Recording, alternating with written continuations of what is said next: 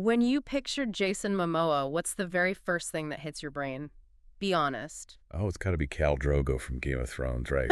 Just this massive, terrifying Anyway, presence. totally ripping someone's tongue out. Or maybe it's Aquaman, standing on a whale with a trident, looking like he owns the entire Pacific Ocean. Absolutely. The image is 100% alpha. You see Mm. the scar, the tattoos, the just sheer size of the guy. He is the ultimate Hollywood tough guy. Exactly. He is the archetype. But I've been going through our source material for today, and it's mostly this incredibly long, raw conversation he had with Theo and the guy I found in there. He does not match the poster at all. It's a huge disconnect, isn't it? Yeah. We see this polished action figure, but the source reveals a guy who calls himself a dirtbag climber who grew up in, like, landlocked Iowa with eels in his bedroom. And honestly, a guy who seems to be grappling with this really heavy question about what success even means. Right. It's wild. Instead of the king of Atlantis, I found a guy who, admits to eating leftovers off strangers' plates because he was broke. I mean, can you even picture that? No. And he views the ocean not as something he conquers, but as this beautiful teacher that, and this is his word, literally almost killed him. And that's really the mission for this deep dive. We're going to deconstruct the Momoa myth. We're going to try and peel back that tough guy layer to find the artist, the environmentalist, and this surprisingly vulnerable father underneath. We'll get into the dirtbag years, that terrifying near-death experience that completely rewired his brain, and his whole philosophy on why the hunt might actually be better than the catch. And we have to start with the origin story because it is not what you'd expect. You hear Hawaiian superhero, you just assume he grew up surfing every single day. But that's only like half the story. Right, he was born in Hawaii, sure. Yeah. But the bulk of his upbringing, his whole formative years, happened in Iowa, Specifically, the area famous for the bridges of Madison County. which is just the funniest contrast, right? Yeah. You got this kid with Polynesian royalty in his bloodline just running around these cornfields. But that contrast is so key to his whole psychology. He says he felt like an alien, the only Hawaiian kid in town. But he didn't just accept it. And this is the part that fascinated me.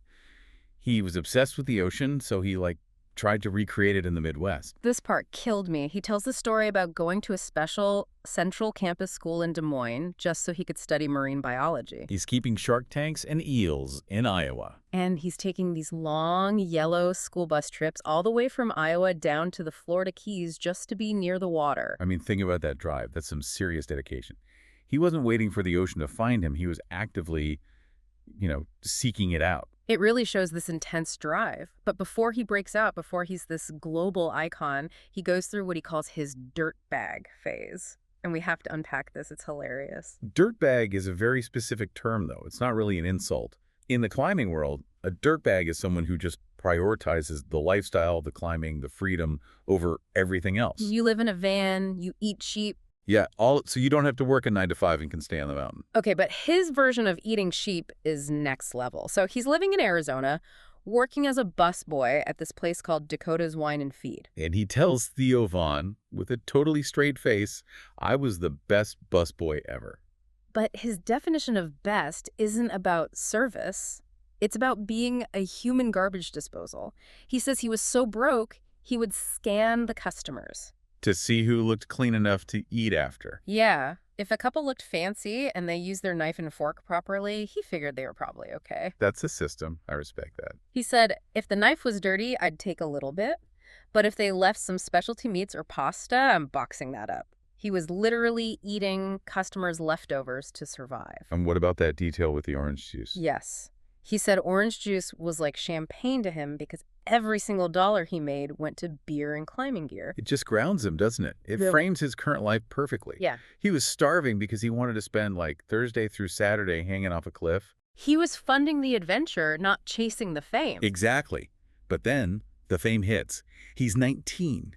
He gets cast in Baywatch Hawaii. Now, if you told 19-year-old me I got cast on Baywatch, I'd think I won the lottery. I'm buying a boat. Most people would.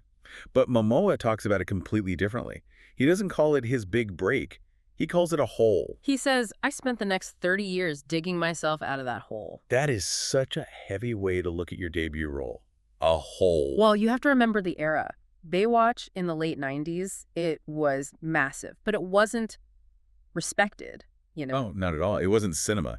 If you were on that show, the industry just assumed you were a body. You weren't an actor. You were scenery. He said it haunted him for years. Even after Game of Thrones, a decade later, he said people in the industry still thought he didn't speak English. They just thought he was this grunt. It's the typecast trap. Yeah. Once you're the body guy, it is so hard to convince directors you have a brain. And his family didn't help. Did you catch the part about his mom's reaction to him getting cast? Oh my God, yes. She's back in Iowa. She hears her son is on Baywatch. And she thinks he's doing something with Satan? She didn't get the show. She just knew it had this reputation. She thought he was selling his soul. I mean, in a way, according to him, he kind of was. He traded his anonymity for a reputation he hated. Let's fast forward a bit. So he digs out of the hole. He becomes the waterman. And we need to talk about this concept because, to me, waterman just meant a guy who likes to swim. Right. But in the source material, he corrects that. It's much deeper. It's a lineage. His father, his uncles, the Kealana family on the west side of Oahu, these are legendary watermen. In Hawaiian culture, a waterman is someone who has mastery over the ocean in multiple disciplines. Paddling, sailing, surfing, survival. Exactly. It's about reading the water, knowing the currents. It's a title that commands immense respect. Which makes the next story even more terrifying. Because here's this guy with that bloodline, with that skill, and the ocean still almost takes him out. This is the story that really just stopped me. He's in Maui. He goes snorkeling alone, which he now admits was a stupid, ego-driven mistake. And he gets caught in a riptide. He's half a mile offshore.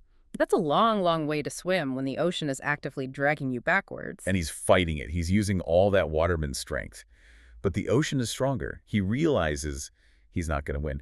And this is where the story shifts from, like, an action movie to something almost spiritual. Usually you hear about the panic, the thrashing. But Momoa describes this moment of total peace. He looks back at the shore, sees the waves, sees how beautiful it is, and he just surrenders. That surrender part is fascinating. Yeah. He literally thinks to himself, well, where else am I going to drown? In a pool in Jacksonville. No offense to Jacksonville, but yeah, I get his point. If you got to go, Maui is the spot. Exactly. He accepted it. He accepted the ocean as his final resting place. But that relaxation, that lack of panic, might have been what saved him. He drifted just enough to hit the outer reef. And he says it just barely touched his toe. That tiny little touch snaps him back. He realizes he has solid ground or coral under him. He bounces up, lets the waves smash him over the reef, and gets flushed into the harbor. But the aftermath is the craziest part. The physical reset. This blew my mind. Before this, he was a chain smoker. A heavy smoker, 2 packs a day, rolling his own tobacco. Addicted. And he says after the ocean took his breath, his body just rejected it. Cold turkey. He said if he even tried to smoke after that, he would physically vomit. It's like the near-death experience hard reset his biology. The ocean literally slapped the addiction right out of him. That's such a powerful metaphor. He nearly dies, and he comes back cleaner. So he survives the ocean, he survives the Baywatch stigma, and now we're in this current phase of his career. And what I love is that he seems to be having fun with it. He's got this new movie coming out, The Wrecking Crew, with Dave Bautista. Which is a match made in heaven. And the origin is so simple, he just wanted to hang out with Bautista. But his analysis of Dave Bautista was really insightful. He told Theo he respects Bautista because he's a massive action star who isn't afraid to look stupid. That is such a rare quality in Hollywood. Momoa points out that so many action stars have these huge egos. They have clauses in their contracts that say they can't lose a fight or can't look weak. But Bautista, he'll wear the glasses, he'll fall down, he'll act his heart out.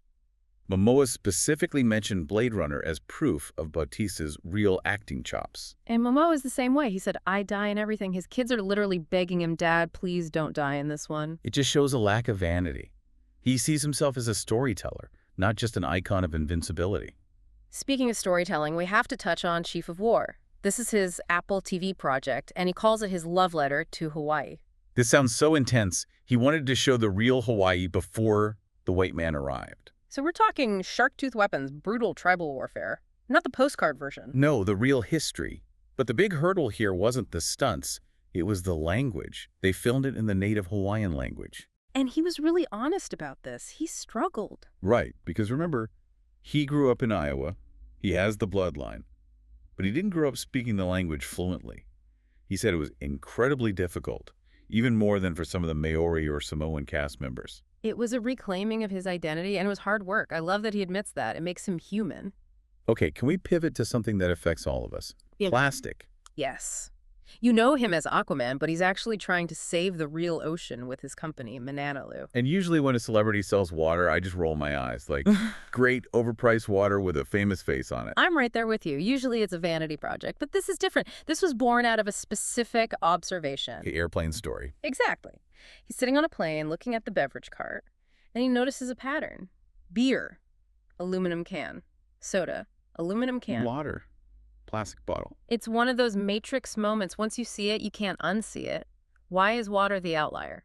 And here's the deep dive nugget for you listening. There's a massive difference between recycling plastic and recycling aluminum. Plastic is almost never truly recycled. It's downcycled. Break that down for us. So when you recycle a plastic bottle, it doesn't become another plastic bottle. It becomes like a carpet or a fleece jacket or a park bench.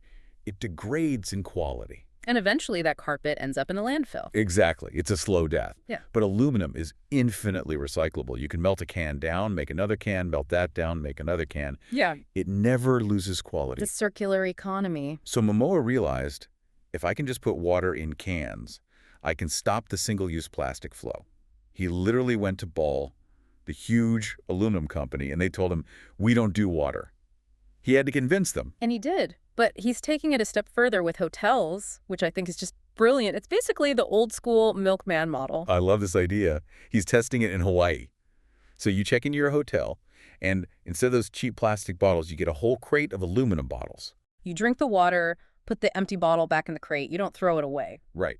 The hotel takes the crate, washes the bottles, sterilizes them, refills them locally, and puts them back in another room. Just like silverware at a restaurant. Exactly. Yeah. You don't throw your fork away after dinner. Why do we throw the vessel away? Just because it held water. It eliminates waste, and it also eliminates shipping emissions. It just makes so much sense. It really does. And speaking of protection and nature, I want to ask about the tattoo. The big one on his arm. It looks cool, but he explains it's actually functional. It's spiritual armor. It's his family crest.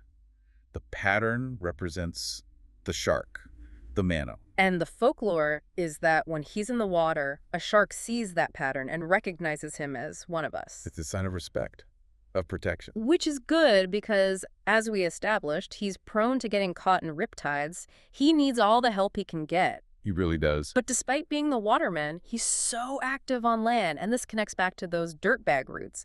He's not a gym rat. No, he hates lifting weights. Hates it. He prefers movement as meditation. Rock climbing, surfing, riding motorcycles. And he hints at something here that I think a lot of people can relate to. He talks about having a very busy brain. He called it a lot of things going on, which feels like the understatement of the year for him. He doesn't say he's ADHD, but he describes that feeling of a racing mind. And he says activities like riding a motorcycle or climbing are the only things that quiet it down. Because the stakes are life or death. Precisely. If you're riding a motorcycle and you start making a grocery list in your head, you crash. If you're climbing and you start thinking about an email, you fall. The danger forces you into the present moment. It's high-stakes mindfulness. It's the only way he can turn the noise off. And that need for noise versus stillness brings us to the final and I think most profound part of this whole thing. The paradox of the hunt. Yeah. Here's a guy who has everything. Money, fame, respect. He's playing the superheroes he grew up reading comic books about. And he looks at Theo Von and basically says, I think I was happier when I was broke. It's heavy.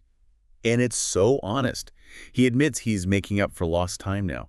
He has a hard time saying no to work because for 30 years, no one wanted to hire him. He's still reacting to the trauma of that hole we talked about earlier. But the happiness part, he wonders if the hunger, the literal hunger of how do I eat today, gave him a drive and a purpose that making it just can't match. Psychologists call it the arrival fallacy.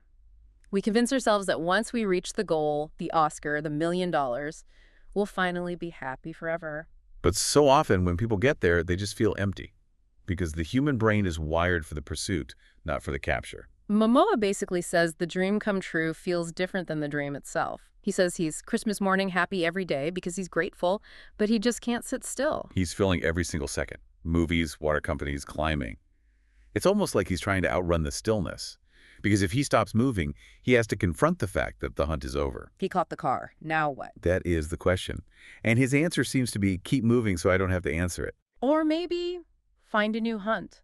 Saving the oceans is a pretty big hunt. That's a mountain that has no top. That's a great way to look at it. He's just shifted his target from getting famous to fixing the planet. That's a struggle that will keep him hungry for the rest of his life. He traded a selfish goal for a selfless one, but the mechanism, the drive, is the same. Exactly. He's integrated the climber, the Hawaiian, the Midwesterner, and the father into this unique person who refuses to be just one thing. And a guy who really appreciates a good busboy. The true heroes. Never forget them. Absolutely. So, as you go about your day, here's something to chew on. Jason Momoa, a man who has achieved what many would consider the absolute pinnacle of success, wonders if he was more alive when he was hungry and struggling. It raises the question for all of us. Mm. Are we too focused on getting out of the hole? Maybe the digging, the struggle, the uncertainty, the hunt is actually where the life is. Maybe we shouldn't be in such a rush to reach the finish line, because once you cross it, the race is over. Something to think about. Thanks for diving in with us. See you next time.